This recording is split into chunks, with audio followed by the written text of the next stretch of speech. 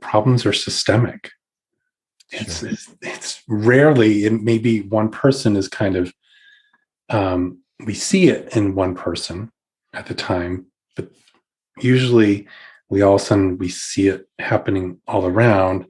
And now leaders have to work across disciplines to communicate with each other, understand what's happening in the culture, and then how do you interact with the culture in a way to restore it. Welcome to Rochester Business Connections, powered by Balbert Marketing, LLC, where I get the chance to chat with Rochester, New York's very best business owners, entrepreneurs, and thought leaders. I am your host, Ben Albert. Don't forget to subscribe, and remember, we don't do advertisements. My fee for this show is simple. If you gain value from the episode, personally share with a friend and explain your favorite part. Let's get started. I'm here with Eran Hanlon. Eran, how are we doing today? I'm really good. Thank you for having me on the show. I'm excited to have you here. We said offline before this, it's been a crazy morning for me. So right now I'm just venting. However, this is literally the most fun part of my day. I'm super excited to have you on, and you have a lot of activities. You have an entrepreneur spirit. You have a lot of different activities locally, businesses you work for that all work together. So I'm interested to see exactly how the conversation goes. Yeah, me Rather too. than introducing you, I want to give you the opportunity to introduce yourself in whatever way feels most comfortable for you.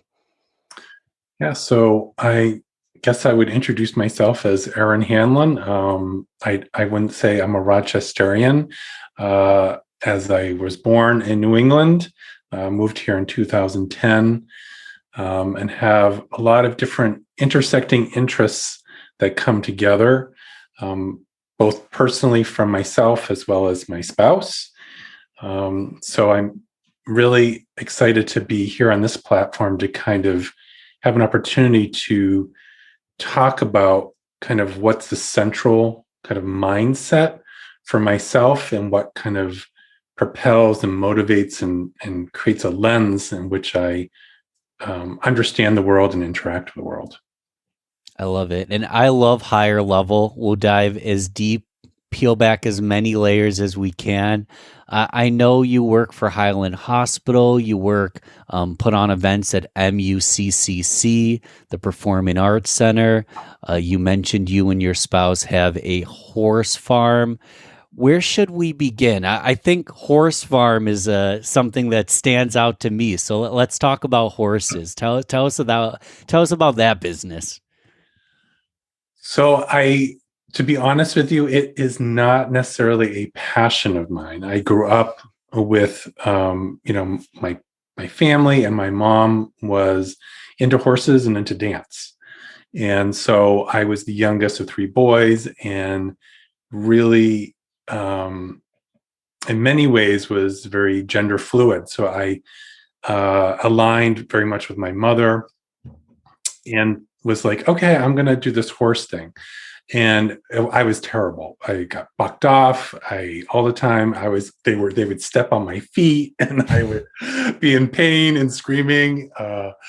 And so I kind of quickly was like, you know what, if I'm going to pursue dance as another option, that was my out. I was like, well, I can't be injured while I'm dancing. So I pursued the dance piece. And then the horse thing kind of came full circle twice over. So in my young adult life, my mom had joined a co-op. So she was working with horses again. And I took some lessons, but never again really took to it. And then I met my husband, Chad Basil, and we met online. Funny story, real quick anecdote, that it was when online dating kind of just started. And What happened? it was Yahoo Personals. Okay. It was old. I don't even think that exists anymore. I haven't heard of that. Go on. Yeah. And he kind of like flirted with me or whatever they call it. And I looked, and at the time I was in Vermont, and I was like, no, I'm good. And then he sent me a photo of him on a horse, and I was like, oh, well, this is interesting. And it wasn't because of my interest in the horse. It was more of my interest in somebody who had obviously a talent and a strong passion for something that is not easy to master or to understand. And that started us with the emails, and the phone calls, and then the dating. And then fast forward, we did long distance for about 3 years. And I moved here to Rochester to be with him because he's a native here. He's a true Rochesterian. And he owned a home in the South Wedge and was trying to make horses work, obviously not out of the city, but out of the rural parts or the suburbs on the east side of the city. And, it's really expensive and hard at times. And so he really kind of pulled back from depending on other sources outside of him to make it happen. He said, you know what, Eran, we're going to buy a little farm and we're just going to start from the beginning. And I was like, yeah. And at that time, of course, I madly in love still, but seeing that light in him, and also my interest in being with animals and really opening myself up in a different way and being with horses. So keep on going. Fast forward, we bought a small farm. At that time, we didn't have any income really. He just started nursing. I was a freelance artist. We were lucky enough to get a private loan because the bank wouldn't support us, wouldn't even look at us.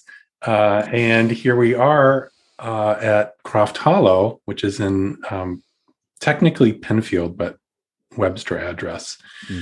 Croft Hollow Warm Bloods, and we have I've doubled the size of our barn, refurbished the older part of it, knocked down the original house on the property, rebuilt, built a new house, and along the way have built this breeding business together. And when I say together, he's the brains of it all. He knows about the pedigree and how to look for the stallions and align them with the brood mares that we have to produce high quality sport horses for dressage. And I'm pretty good at mucking a stall and massaging horses. I actually have, I was a massage therapist for a number of years. Okay. So that was kind of, and dance was also there too. So there was this psychotherapy, social work is also my background. So I had that with the massage therapy and the dance coming into horses with no interest in getting on a horse. So that was the piece that really I became aware of was here I am around these beautiful, massive, virtuosic beings. I have no interest in getting on top of that animal, right? Which Chad gets on and trains them. And to this day, since I've been in a relationship with Chad, which is 13, 14 years, I have yet to get on a horse because my relationship is on the ground with them. And how it's informed me in the other parts of my life, which again is a dance. I have a dance company, Hanlon Dancing Company. My full-time job as a manager of learning and development at Highland Hospital is how to be with people and everything from meeting people where they're at. So in the work that I do as a choreographer and as a learning and development professional is really about being socially present with other people. And before I really started engaging with horses in this iteration of my life, I kind of came in strong sometimes. Like I was like that abominable snowman, that loves Bugs Bunny, and he's like, I want to hug you and squeeze you. And yeah. And meanwhile, the bunny's like dying and can't breathe, is asphyxiating. So the horses have taught me how to like, whoa, back up from my agenda, right? My agenda is really kind of secondary, and my needs are a bit secondary. So this is leading into kind of my mindset, which is leadership, how I lead myself and be a model to lead other people, how to heal myself, how to be my own hero. As young Pablo says, that's our greatest power, is recognizing, we can be our own leader, hero, and healer. So in those interactions with the horses, there's the potential for danger, right? So if you're not aware, so you have to be kind of like completely emotionally engaged with what's going on with you and the horse, and understanding that they're a fear-based animal, right? So they're always attuned to danger and looking for a threat response to respond to and to survive. So in any moment that you're interacting with the horse, there is this constant importance to be very much aware of them and how they communicate and what they're telling you. And sometimes they're communicating that they don't want to interact with you, which can be really hard. And if you think about interacting with people, the reality is people don't always want to interact with each other or with me or another person. And for whatever reason is motivating or driving them at that time. So that's a bit about kind of the horse world in terms of how I've entered into it. I want to jump in and ask you, because a lot of what you're saying, it's social awareness. You've grown into a person who's very socially in tune, but it's very nuanced. I'm wondering if you could provide a concrete example to kind of paint a picture of a time, whether it's massaging a horse or dealing with them, that could kind of illustrate how maybe they're fear-based, or maybe they are emotional creatures that are horses are very socially in tune themselves, right? They can feel your energy. I was told, and I'm not a horse rider, but I've been told that horses really can feel your energy and really adapt based on the authoritarian aspect of the person that's helping them. But I'm not a pro at all. I'm wondering if you have any examples from your experience that can kind of illustrate some of these nuances. Yeah. So they're very social. And so when there's change, there's a lot of processing that goes on with horses. So an example is we brought in a new broodmare recently. So that's a female horse that is kind of groomed for breeding, for lack of a better word. And so Liliana, so she came into the fold, I don't know, several months ago, and actually came pregnant. And we have another broodmare, Calais, who is also pregnant. And then we have Tallulah, who is the Doma of the farm. So she is the matriarch and really sets the tone for the environment. She is not a broodmare. She is Chad's competition horse. We could have a whole podcast just on terminology. I love the titles. The titles. Yeah. Go on though. And if you come out to the farm, Ben, which I hope you do at some point, yes, sir. you will see it happening. And what did happen is, of course, Chad brought her into the fold of the mares, so they share their own paddock. The boys, who are all at this point none of them are stallions; they've all been gelded. They had an interesting dynamic. So Tallulah became very protective of the other broodmare Clay. So her ears would pin back and kind of reject Liliana, kind of like, we're not really ready for this.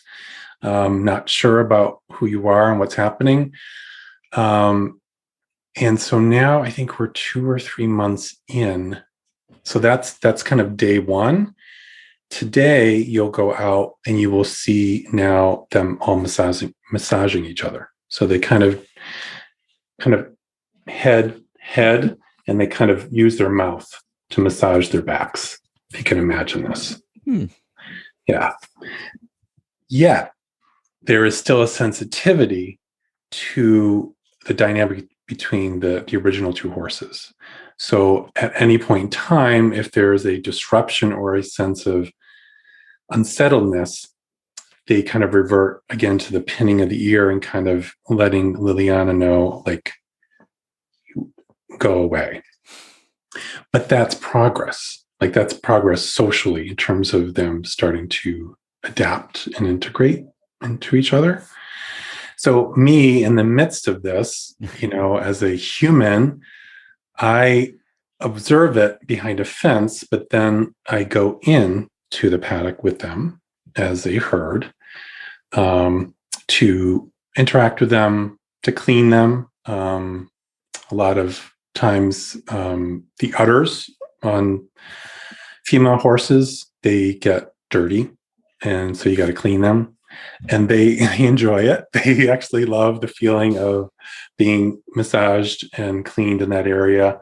So that's something I will do. But I have to also, as I'm attending to one horse, I'm always kind of aware of the other two horses. And I'm always aware of their ears and their energy, because the last thing I want is to be surrounded by the three of them, and then for someone to feel a threat and then buck, right? Or, just start charging, and I'm in and I'm in the way. You mentioned their ears. Yeah. What do you mean by their ears? In terms of what they do? Yeah. What do So, they do? yeah, if you watch a horse, you will, I don't know if you can see my fingers in the camera. Yeah. Their ears rarely, unless they're very relaxed and released, the ears kind of stay, they're always kind of moving, they're kind of maneuvering, sound, right? And then depending on, sometimes their ears will go back, but it doesn't mean go away. It might be just an extension back, but sometimes, so it's very subtle. And so it's not just like, anytime they pin their ears back, that means they're in a threat response and get out of their way. There have been times when I'm around them and they pin their ears, and I look and I sense, and I'm like, they're not really in a threat response. They might be stretching.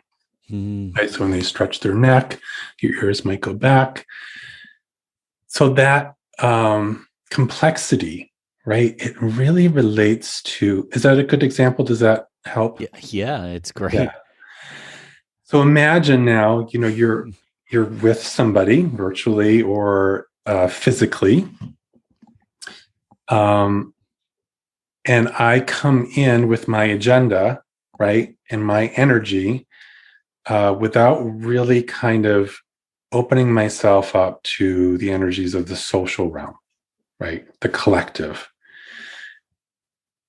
In my role, as I see it, being successful as a leader and supporting the leadership of other leaders, which is really what I do at Highland, is I'm in the service of other people who are servicing other people who are servicing other people. There's this whole layer of work that is to be done, is I find that I'm more successful and able to work with people when I come in prepared, right? So as prepared as I can in terms of understanding who I'm going to be meeting with, what we're going to be meeting about, and the ideas that I might have about the problem or solving it. I'm learning how to back away from that. So when I come in, I'm attuning kind of to the human ears, metaphorically, of horse ears, their energy, where they're at, and then allowing the social presencing, as kind of a term that I've come into relationship with through my work with Otto Scharmer's ULab leadership program at MIT. It's a program that I just went through this past semester. And my understanding of that is very similar to being with horses. It's also very similar to how I am with the dancers I work with, gauging where they're at. It's very rare that you have a dance company of people that are fully 100% dedicated to you without any outside interests. Right? No, they have full-time jobs, if not more than full-time jobs. They have families. So how do you gauge where they're at and where they're ready, and mentally, physically, conditioned-wise? And so my creative process has been impacted by all of this, which also transcends across the lines of my interests. And so what I found is, even before I knew what I was internalizing, I was starting to recognize my creative process choreographically, and which is one in which I have a sense of some kind of vision that's nebulous and not formed, but there's an energy to it, and there might be like 2 or 3 words that kind of come to mind. And I'm very transparent. So I share with the dancers this, and then rarely do I ever show movement. I will ask the dancers to solve problems. So it could be something like, come up with a couple behavioral gestures, a utilitarian gesture, use different choreographic concepts to actually start to improvise and to let something emerge that is authentic and true from them. So then you kind of get this source material from the dancers. They've got all this movement that they have cultivated themselves. And you allow, as you're taking what you're seeing visually around you, as an artistic director, you start to locate movement that all of a sudden starts to connect just naturally to some of my vision, or start to shape the vision in either another direction or in the same direction, but it's starting to shape in a very different way. And that's what's so beautiful about the work, is that when the dance has kind of come to fruition, I don't really desire to replicate it with other dancers, because it's like, well, this is your work. It's really not my work. It's our work. And the same thing with leading a team in more of a business corporate setting, in this case, healthcare, where I have an intimate team and we all have our own personalities, our own behaviors, our own motivators, our own strengths and talents.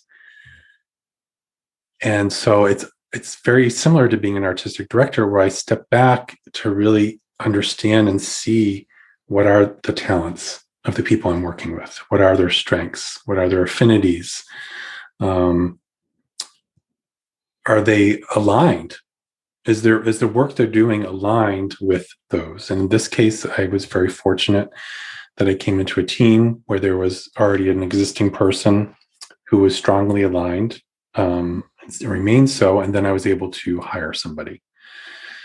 And when you're able to hire people, it's a bit easier to, because you're kind of seeing all the kinds of talent of other people and you can do that up front, as opposed to kind of coming into an existing team. And sometimes people are mismatched. And they wonder why they're struggling, or they're stressed, or they're miserable. And but it's really that a mindset of inspiring, developing talent in the service of an emerging future. That's kind of my tagline. I mean, I can't own all those words. Sure. Emerging future comes from the work with Otto Scharmer as well. But that's exactly what it is. It is the opposite of what we often see in our corporate culture, which is distrust and fear, and the need to have very clear defined data and a very clear defined vision and deadlines. Like all those things like make my stomach just like turn over. Sure. Because the reality is my acumen has demonstrated that I meet my deadlines, and we are incredibly productive and high performing. Yet it's built on one of trust. That's kind of the benefit of the doubt by default, is I trust you. There's no reason not to trust. And then that allows for people to really be who they want to be, or who they are.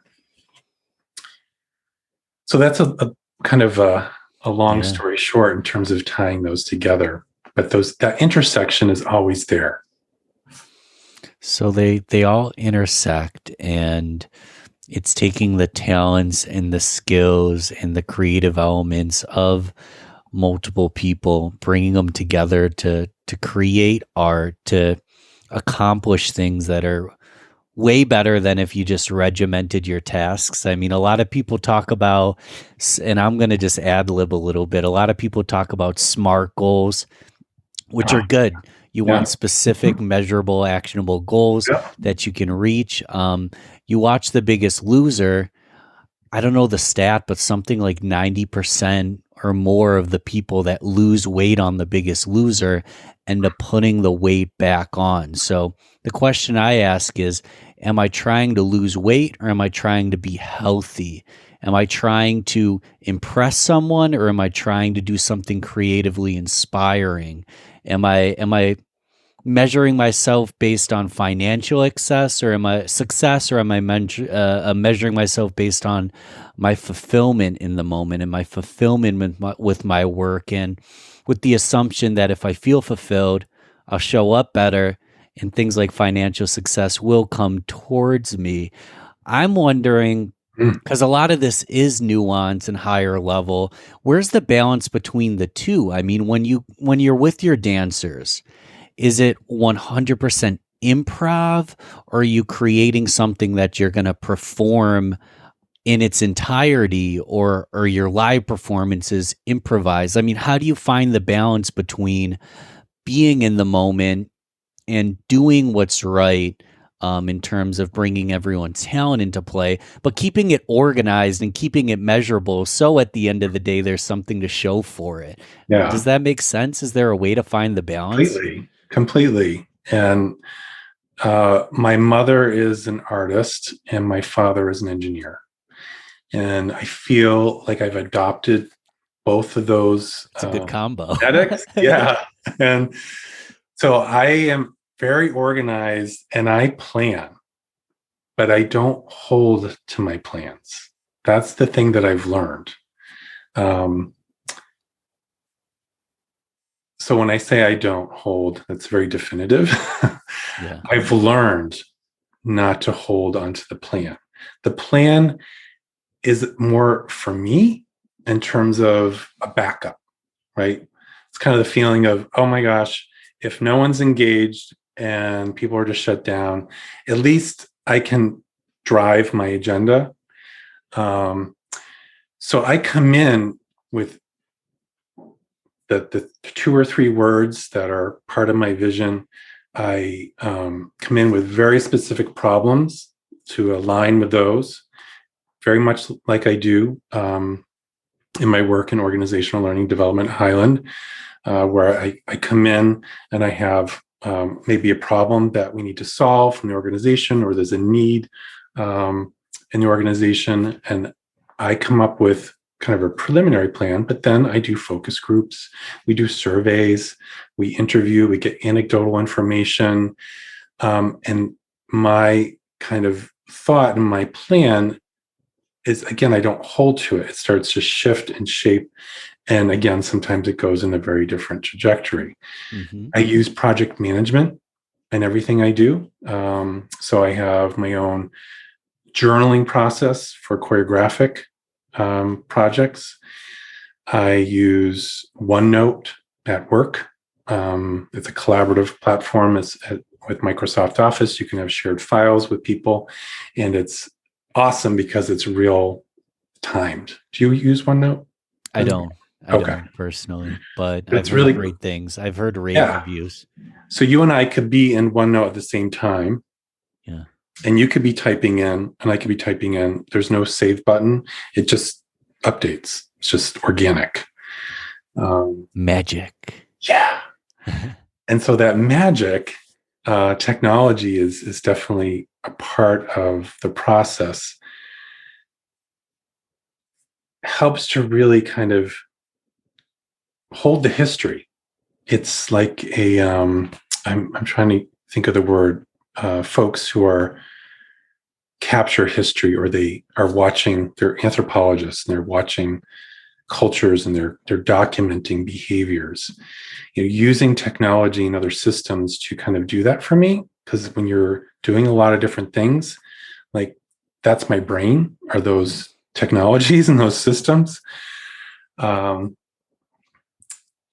there's always a core vision and mission, right? On a very micro level to a bigger level of why we're talking about what we're talking about, or why we're doing what we're doing, and how it aligns to, and in the dance work, it's really about what is the work asking of us? Because sometimes when I'm working with dancers that I don't know very well, they will say to me, well, Eran, is this what you want? Is this what you want? And this happens at work too, where you'll hear this from team members. Is this what you want? And I'm like, no, it's not what I want. It's what the work is asking of. So it's required. Yeah. And so what that does is it elevates the team or the dance company. They're all artists, right? And they're all accountable to the work. And the same, in organizational learning and development, where we are a collaborative living system. And so I'm kind of coming back to, in terms of how do you balance as you were saying, balancing the creative with kind of a sense of plan and action. Is that right? Yeah, something template that's goal oriented or planned, or actionable steps where you can measure. One thing I'm bad at is measuring progress, because I understand a lot of things are nuanced and hard to measure. How do you find the balance where you're measuring at the same time as you're creating? And that's the thing too, is what are measures? How do we define what a measure is? Yeah. So you and I have been talking for about, 35 minutes or so. Not long enough. I'm going to have you back on the show another time because of, I don't know if you want to start your own podcast, but you've got a lot of beautiful things to say. So I'd encourage you. Thank you. But go on. 30 minutes are a measure. That's a measure, right? Right. So, and you and I can stop and we can reflect and we can go, what transpired? What were our experiences of the last 35 minutes? Right. And that is that discussion and the depth of that discussion, the quality of that, is that the emerging future. It's what from the discussion, what has emerged. So as you've only asked me 2 or 3 questions, I've been talking a lot, which I tend to do because there's a lot emerging from that one question. I don't need a lot to emerge. I like that. Yeah, and that's what it can be overwhelming too in the world where there's so much information coming at you, and I have to be like, oh my gosh, like sometimes I stay with a book for a year. Yeah. I'm like, Wow. and I know people who they read a book a week, and I'm just like, wow, I'm not able to process at the level that I want to. A new tip that I'm going to start trying that's been recommended to me is to read a book and then read it again. Oh, so yeah. You're not reading a book a week. Preferably you're reading as much as possible. You're learning as much as possible, but somewhere between sitting on a book for 4 months or reading a chapter a day for 12 weeks or 12 day, I don't know, chapter a week for 12 weeks, actually reading the book and rereading it and maybe taking heavy notes the second time. So again, an example of the first time I read a book, I don't know, my mental state affects it.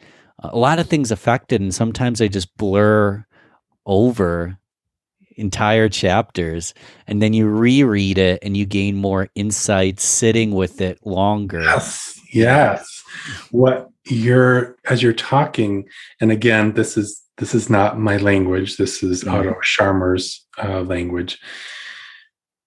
What you're talking about is this first go at something where you're either reading or you're hearing somebody speak, and we are still downloading, right? We're downloading the washing machine is still broken, and that's on your mind because that's going on for you. You dropped. I was in a forum, and one of the facilitators was working from home and dropped a jar of salsa on the rug, but had to keep going with the meeting. Like, it's sitting there the whole time. You could. I'd lose it. I know. She sent me a little chat. She's like, "You won't believe what just happened." So there's this downloading that naturally happens, and some people call it people's agenda. People are coming in. There's a problem to solve, and they're going to solve it the way they've always solved it. So how, through that first reading of the book, do you allow yourself to just be like, yeah, I'm going to be contending with not being present as much and downloading some stuff that maybe isn't really serving me. And then the second time around, what you're allowing yourself to happen is for the knowledge to emerge from within you in response to what you're reading. And do we allow that in our cultures to be that deliberate in how we understand information and how we interact with each other? And I can tell you that from kind of a top-down hierarchy that, I still work within. I still contend with myself in terms of stepping into that and ego and so forth. There's still this very kind of drive of like, there's a problem, fix it now, and report back to me when it's done. Mm-hmm. You're like, problems are systemic. Sure.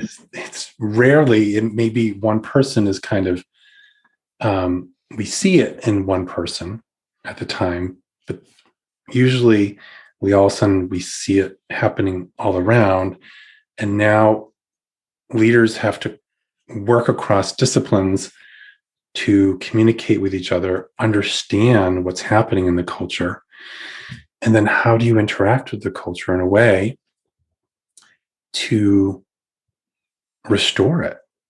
And there is a lot of, I think, fear because people leave jobs. They do. There's just so many opportunities. And I'm kind of speaking in my world. So I don't want to generalize that because I know I left a job last year, and it's funny. I just had a career coach on the show, and one thing we joked about is I left a role, I redid my resume, I job searched heavily for a little while, and I didn't get hired. And maybe it was a blessing in disguise that I didn't get hired, that I didn't have her by my side in my ring, allowing me to get hired. One thing she told me is sometimes getting a job or sometimes not getting a job is a blessing in itself. And for me, yeah, I lost my job. I moved on and started my own work because I couldn't find the right fit. But yeah, personally, very happy and blessed that I had the opportunity and had that moment in my life that shifted me in that direction where I started my own work, because I find that it's empowering and fulfilling every day. And that's what's led to this conversation in itself. So I totally jumped in. I forget what you were saying, but we were no, talking that's about no apologies. That's great because that is a parallel, right? It's a parallel to what we're to the energy of what we're exchanging in terms Sure. of sometimes we leave the work, sometimes the work leaves us, sometimes we're asked to leave. Sometimes we don't even get a chance, right, to do the work.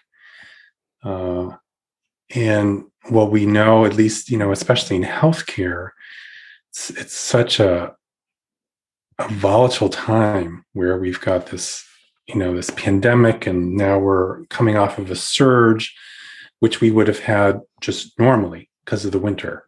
So you've got COVID and a surge in a profession that is way understaffed, Yeah. under-resourced, Right.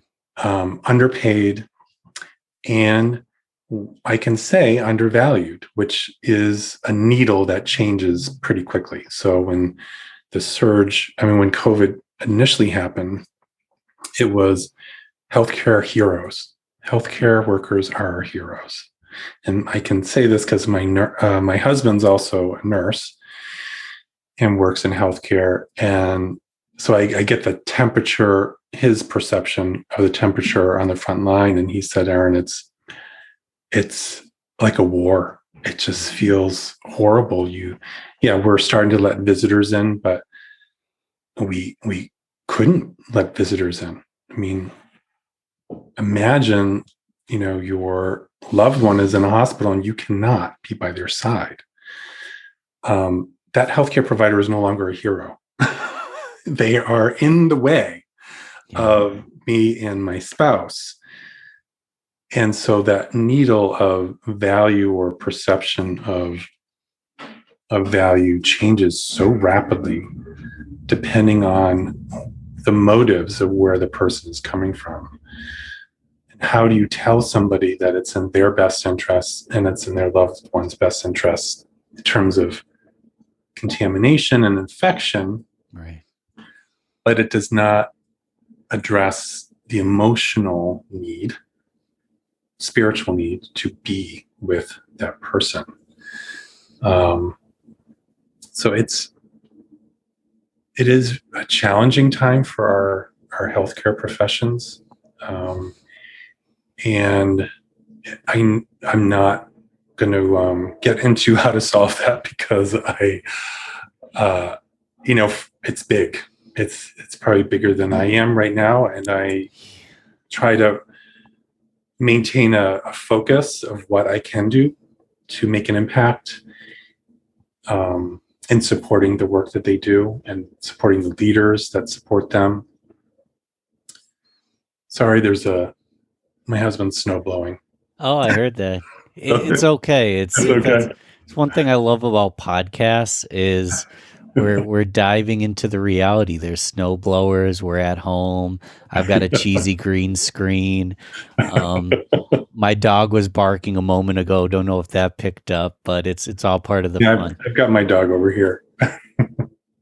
I do want to just uh, throw in a thank you to you, your husband, and everyone in the healthcare system. And I like to solve things. I can't even begin to start to try to solve these situations. Haven't really thought about it, but I know personally, my grandfather, my father, they both were in the ICU at Highland when they passed away. And the way that the nurses and the staff treated me, my family, and them is incredible. I might have to cry after this. I'm not going to do it right now, but it was just unbelievable.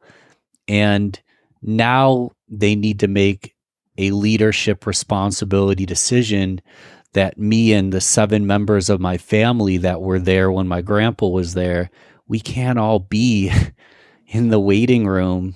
We can't be there every day. And I'm happy I haven't had to be in the hospital in a while now, but yeah, how do you make that decision? What is the right move? This is a podcast in itself. This is something that's unraveling before our eyes. But the only thing I want to say is I'm so happy and grateful that we have strong leaders that actually genuinely care and have that connection to helping each other and helping our community. I mean, what would we do without you guys? So that's just my Thank thought on you. all I that, will pass that on. I wish I had Pass that answers. on. I wish I even had feedback. My only feedback is continue the good work for you, your husband, and everything you guys do. Yeah, and I will pass that on. And it's great to hear your experience from Highland, because that is what's so wonderful about the culture there. I've heard people call it a gold mine, right? Wow. Yeah. Because there's something about the energy of where it's situated in the South Wedge, and the folks that work there, that actually drew me. That's what drew me, and the leadership that I met in my interview process. And it's affiliated with the University of Rochester Medical Center. So it's got a very strong relationship, as well as other affiliates, other hospitals. But we do hear a lot of amazing feedback from the community in terms of the care from Highland. We've, as an organization, are really resilient. But we still have the challenges that every healthcare system has, in terms of the volume and the severity and the acuity and the resources.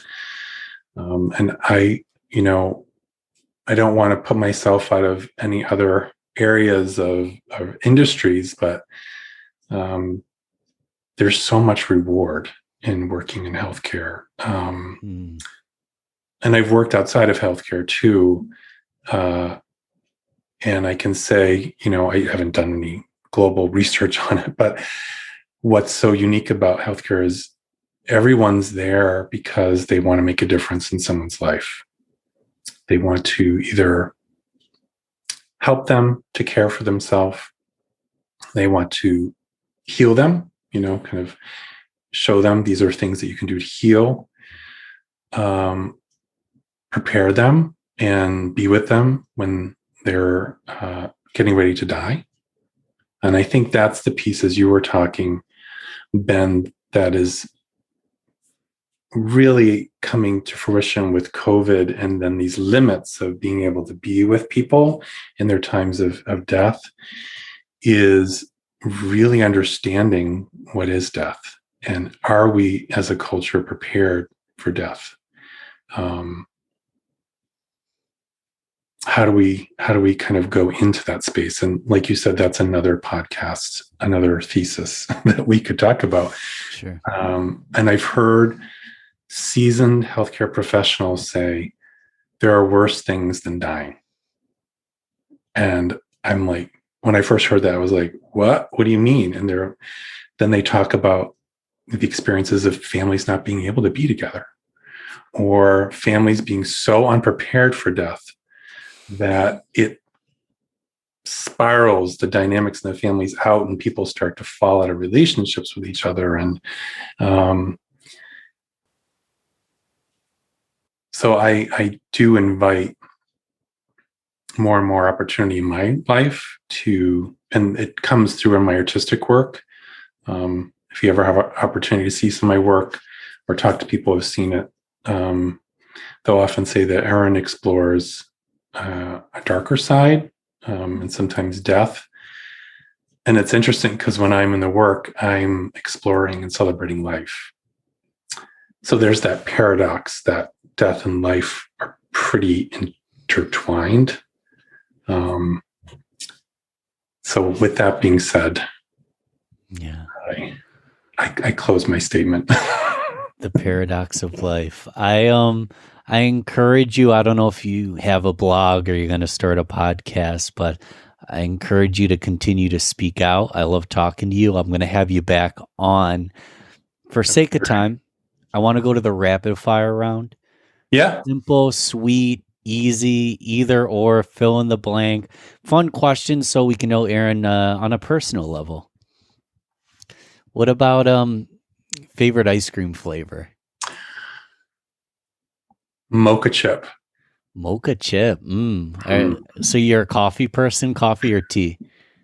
I am a tea person. I don't drink any coffee. But I love coffee, desserts, and ice cream. I love it. I love it. What about iOS or Android? iOS. Favorite book, or name a couple that come to mind. Well, the one that's on my bedstand and has been there for a year is Inward by young Pablo. And it's a book of poems and prose. You could close your eyes, open it up, point to something, and there will be something for everyone. Perfect. Let's get one more. Let's say you were to gift a book to a young reader. What would you gift to that young reader to get them started? Boy, you know what book I remember is The Giver by Lois Lowry. Mm-hmm. I haven't read it, but yeah. Oh, so good. There's a movie, and of course, it's amazing when you read a book and then you watch the movie and you're like, that's not the world that was in my head at all.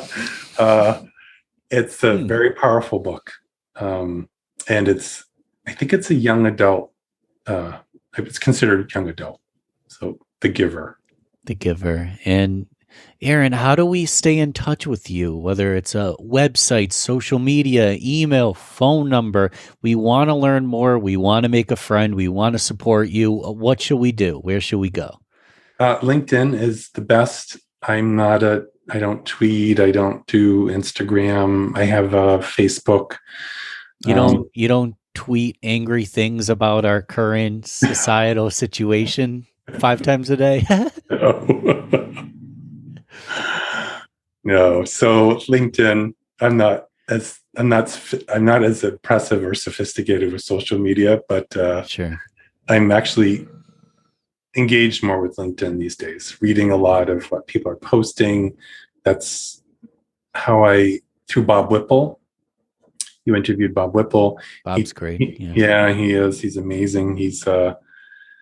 I really have internalized him, and he's become a mentor. He has not agreed to be my mentor. I haven't asked him.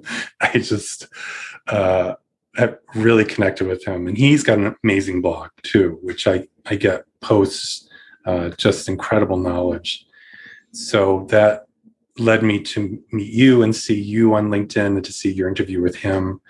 And really want to thank you, Ben, for this work. This is the first time I've ever been interviewed in this way. Yeah. Hey, awesome. So I was a little nervous, and there was a part of me that wanted to just email you and be like, I can't do it. I considered canceling because I had the craziest morning ever, and I'm so darn happy that I didn't, because it's been incredible. There goes the dog. I hear him. Yeah, just in time. Yeah, but it's been a pleasure. Your LinkedIn will be in the show notes.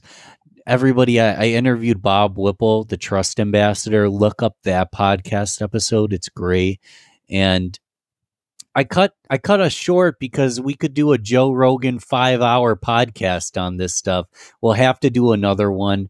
I'm wondering, just kind of in final words, if there's anything that you prepared to talk about that's come to mind that we haven't had time to chat about. Anything to close us with to lead us into part 2? I don't necessarily. I think It all came naturally. I think I really enjoy talking to you. So yeah, I feel pretty full and maybe a bit cliche, but I want to share the intention of waking up to gratitude, which I don't always do. I love mornings, but when I wake up, I'm a bit crabby. So I invite people to shift that. And what I started to do is I put a little Post-it on my mirror that said gratitude in the bathroom. I like that. And to work towards waking up to do exactly what you love and want to do. Great way to end it. I love it. But show us gratitude and share this, guys. It makes me feel good about myself when I see the share. But yeah, be grateful. Let's be open and mindful for gratitude. And Eran, I'm going to have you on the show again because there's a lot of topics that we could still address. I enjoy talking to you again. Thank you. My pleasure. Thanks for listening to Rochester Business Connections. Don't forget to share this, rate, and comment on your favorite platform. You can also email me, ben@balbertmarketing.com. Let's connect soon. Until then, keep thriving, everyone.